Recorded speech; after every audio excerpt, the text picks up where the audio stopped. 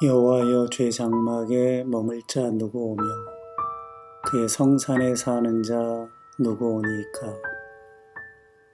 정직하게 행하며 공의를 실천하며 그의 마음에 진실을 말하며 그의 혀로 남을 허물하지 아니하고 그의 이웃에게 악을 행하지 아니하며 그의 이웃을 비방하지 아니하며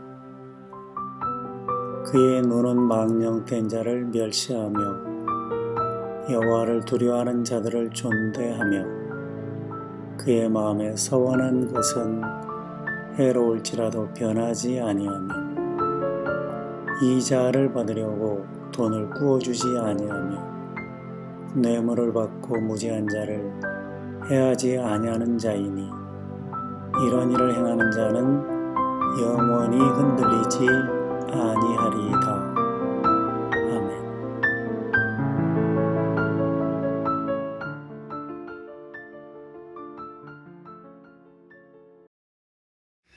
안녕하세요. 양민철 목사입니다. 작년 9월부터 우리가 목요 예배를 온라인으로 드리고 있는데 소위 목요 묵상, 시편을 기반으로 한 목요 묵상은 금년에도 계속 이어서 할 생각입니다. 작년에 14편까지 나누었으니 오늘은 15편 할 차례입니다. 시편을 보면 다윗의 시가 참 많아요. 왜 이렇게 다윗의 시가 많을까? 다윗의 삶에 시련이 많았기 때문인 것 같습니다.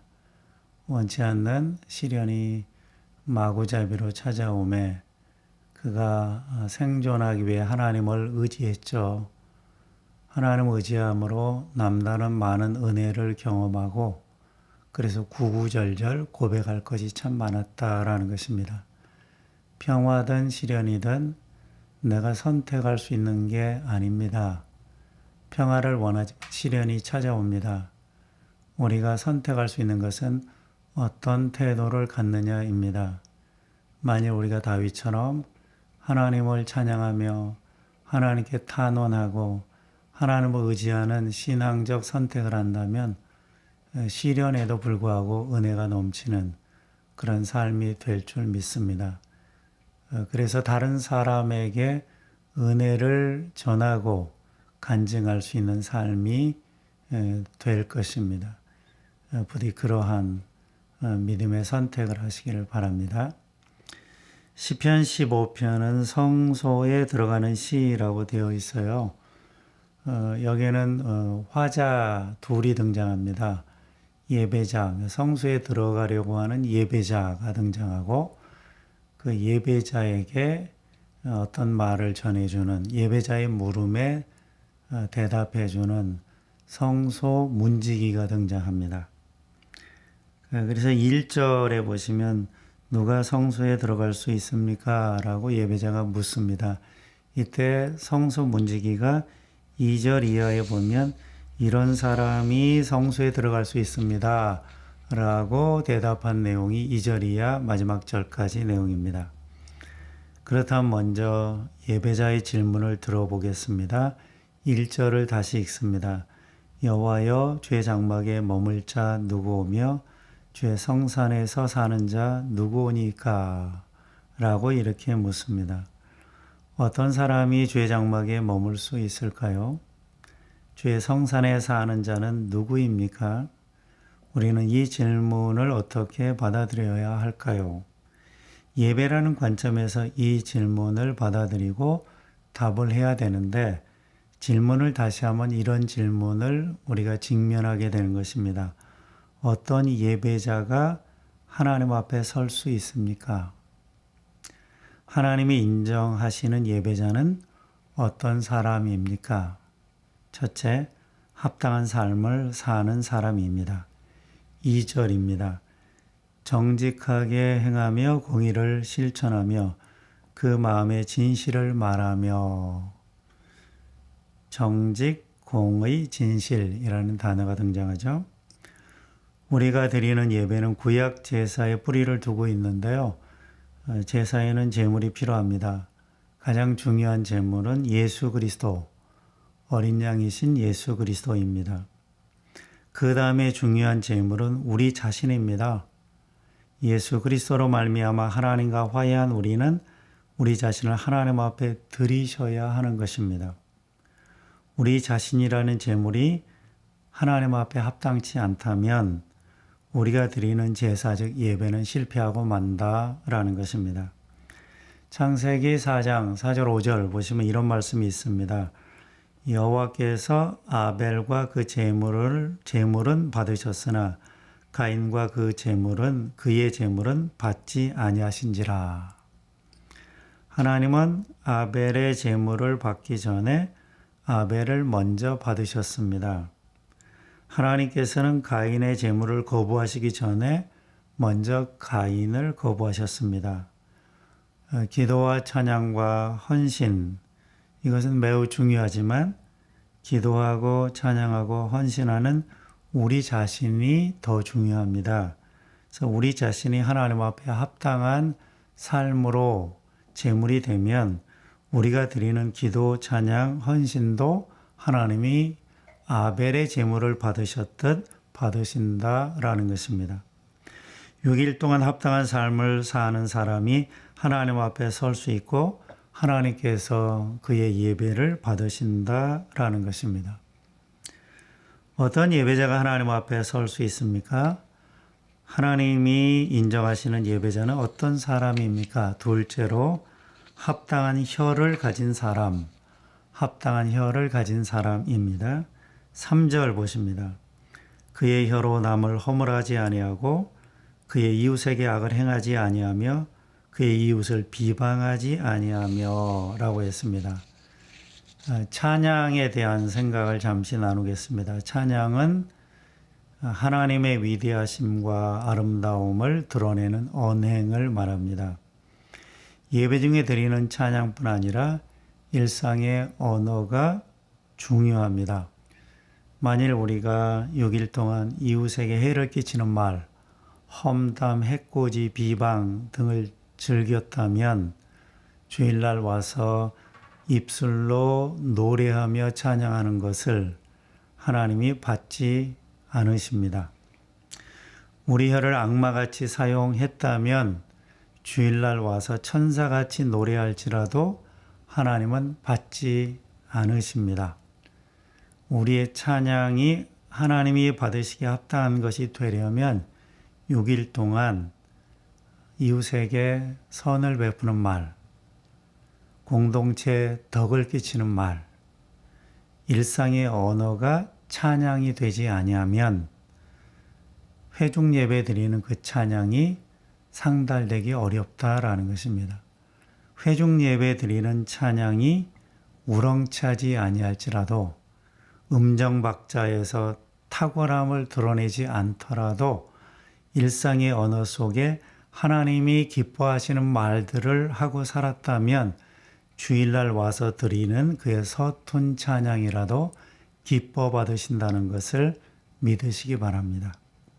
우리의 찬양이 상달되려면 우리의 혀가 하나님 앞에 합당해야 됩니다. 어떤 예배자가 하나님 앞에 설 수 있습니까? 하나님이 인정하시는 예배자는 어떤 사람입니까? 셋째로 합당한 눈을 가진 사람입니다. 4절입니다. 그의 눈은 망령된 자를 멸시하며 여호와를 두려워하는 자를 존대하며 그의 마음에 서원한 것은 해로울지라도 변하지 아니하며. 아멘. 여기서 눈은 인물 평가와 가치 판단의 상징으로 사용되고 있습니다. 어떤 인물로 평가할 것이냐, 어떤 눈을 가졌느냐 같은 질문이라고 생각됩니다. 악할지라도 돈 많고 권력주인 자를 부러워한다면 그의 눈은 하나님 앞에 합당치 않습니다. 또 이런 사람은 하나님 말씀을 제대로 이해하기 어렵습니다. 그런 눈을 가진 자에게 성경의 많은 부분이 가려지게 될 것입니다. 그저 예수 믿으면 부자 된다, 이런 말씀만 눈에 쏙쏙 들어오게 된다라는 거죠. 이런 사람의 신앙은 편협한 신앙이 될 수밖에 없고 치우친 신앙이 되므로 하나님이 인정할 수 없는 상태가 되고 맙니다. 하나님과 다른 눈을 가진 사람은 하나님이 보여주시는 것을 보지 못합니다. 하나님 안에 존재하는 국률의 마음과 분노의 마음을 알지 못합니다. 하나님의 눈이 없으면 하나님의 마음을 알지 못한다라는 것입니다. 마음이 통하려면 눈을 가져야 합니다. 같은 눈을 가질 때 마음이 통할 수 있다라는 것입니다. 하나님의 마음으로 세상을 보기 원한다면 하나님의 눈을 가지셔야 됩니다. 하나님의 눈은 무엇입니까? 성경적 가치관, 성경적 세계관, 성서의 가치에 따라서 세상을 읽고 판단하고 분별하는 그런 가치관이 형성된 사람이 하나님의 눈을 가졌다라고 말할 수가 있습니다. 이런 사람은 성경을 제대로 이해하고 성경을 읽고 묵상하면서 하나님 아버지의 마음을 느낍니다. 어떤 사람이 하나님이 인정하는 예배자가 될 수 있습니까? 마지막 네 번째, 합당한 욕심을 가진 사람입니다. 5절 보시겠습니다. 이자를 받으려고 돈을 구워주지 아니하며 뇌물을 받고 무지한 자를 해하지 아니하는 자이니 이런 일을 행하는 자는 영원히 흔들리지 아니하리이다. 아멘. 우리는 모두 욕심을 가지고 하나님 앞에 나옵니다. 은혜 받으려는 욕심, 마음의 상처를 치유받으려는 욕심, 복잡한 마음의 평화를 얻기 원하는 욕심, 나의 꿈이 이루어지기를 바라는 욕심, 부자가 되고 싶은 욕심 등을 가지고 나온다라는 것이죠. 욕심이라는 단어는 부정적 이미지가 있는데요. 긍정적 이미지로 바꾸면 꿈, 소망, 바람, 소원, 비전 등으로 바꿀 수도 있습니다. 하나님은 구하면 주시겠다 약속하셨습니다. 사모하는 영혼을 만족시켜 주시겠다고 약속하셨습니다. 줄인 영혼을 채워주시겠다고 약속하셨습니다. 하나님께서 복과 응답을 약속하신 것은 우리의 필요를 아신다는 것이고 또한 그 필요가 정당하다고 인정하셨다는 것입니다. 즉 합당한 욕심으로 보신다는 것입니다. 모든 욕심이 나쁜 것이 아니라 합당한 욕심은 하나님 앞에 선한 것입니다. 그 합당한 욕심을 하나님은 응답하겠다고 성경을 통해서 약속하고 있습니다. 하나님 앞에 나아가려면 우리 욕심을 점검하셔야 됩니다. 합당한 욕심만 가지고 나가야 된다라는 것입니다. 합당치 못한 욕심은 버리셔야 합니다. 높은 이자로 가난한 자를 착취하여 빨리 부자가 되고 싶어하는 욕심, 이것은 버려야 합니다. 뇌물을 받고 재판을 왜곡시켜 부를 축적하고자 하는 욕심, 이런 욕심도 합당치 않습니다. 버려야 합니다. 누군가에게 피해를 주며 순식간에 부자가 되고 싶어하는 욕심, 이 또한 하나님 앞에 합당치 않습니다. 하나님이 미워하십니다. 이런 욕심은 버리셔야 합니다. 부당한 방법으로 부를 축적하고 싶어 하고 하나님이 그 일에 지원해 주기를 바란다면 하나님을 잘 모르고 하는 생각입니다. 이런 욕심을 갖고는 하나님을 상대할 수가 없습니다. 이런 욕심을 갖고 드리는 기도는 가증한 것입니다. 부디 합당한 욕심으로 바꾸시기 바랍니다. 합당한 욕심을 가지고 나와 응답받기 바랍니다. 그렇다면 합당한 욕심인지 아닌지 어떻게 알 수 있나요? 여러 가지로 알 수 있겠지만 한 가지 이거 하나면 정확히 알 수가 있습니다. 정당한 대가를 지불할 의도가 있다면 합당한 욕심입니다. 즉, 땀 흘려 무언가를 얻으려는 마음, 마땅한 대가를 지불하고서 얻으려는 욕심, 이것은 합당한 욕심입니다. 이런 욕심을 가지고 하나님께 기도하는 것은 합당합니다. 이런 자세를 갖고 하나님 앞에 무언가를 사모한다면 하나님께서도 반드시 도와주시리라 믿습니다. 우리 믿음의 가족들이 손에 물 한 방울 안 묻히고 무엇을 얻고자 하는 마음이 있다면 합당치 않습니다. 그런데 땀 흘릴 각오가 있다면 또 손이 부릅뜨도록 일할 자세가 있다면 마음가짐이 있다면 하나님 앞에 구하시기 바랍니다. 구하면서 땀 흘리면 구하면서 행동하면 열매가 있습니다. 혹시 내가 지혜가 부족하다면 하나님이 지혜 있는 자를 붙여주실 것입니다. 귀를 열어야 되겠죠? 내가 잘못 선택했다면 하나님께서 우리의 선택을 조종해 주시리라 믿습니다. 모처럼 합당한 욕심을 가지고 아버지 앞에 나아가서 하나님 도와주십시오. 그리고 땀 흘리시기 바랍니다. 어떤 예배자가 하나님 앞에 설 수 있습니까? 하나님이 인정하시는 예배자는 어떤 사람입니까? 첫째로 합당한 삶을 사는 사람입니다. 둘째로 합당한 혀를 가진 사람입니다. 셋째로 합당한 눈을 가진 사람입니다. 넷째로 합당한 욕심을 가진 사람입니다. 부디 이런 예배자 되시기 바랍니다. 이런 예배자로 주일날 하나님 앞에서 만납시다. 감사합니다.